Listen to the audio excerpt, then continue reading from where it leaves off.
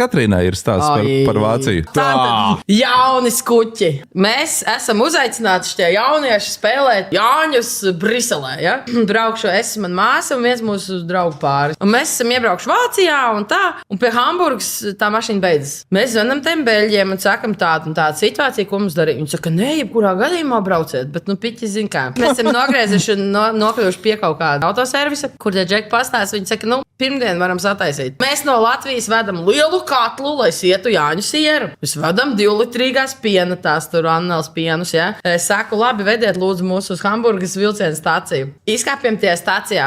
Saprotam, ka mums vajag kaut kādu bāzes vietu, un tad iet kādam risināt tās problēmas ar biļetēm un visu. Mēs atrodam vienkārši tādu bomži, vienkārši pie vienas malītes. Saprotam, mums ir katls ar stieniem. Tā kā tie čigāni, kas ceļo apkārt tiem traileriem.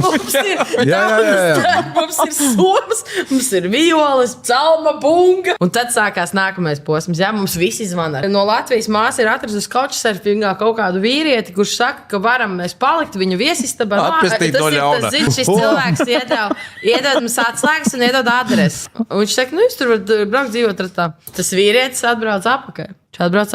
Un viņš mums sāk visiem uzmākties.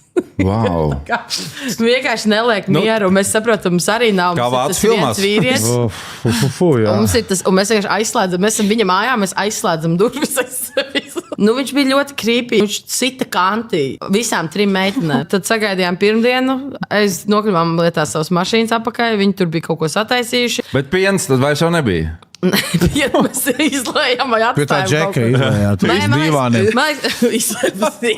Kas lietas ar Busuli un Baronu?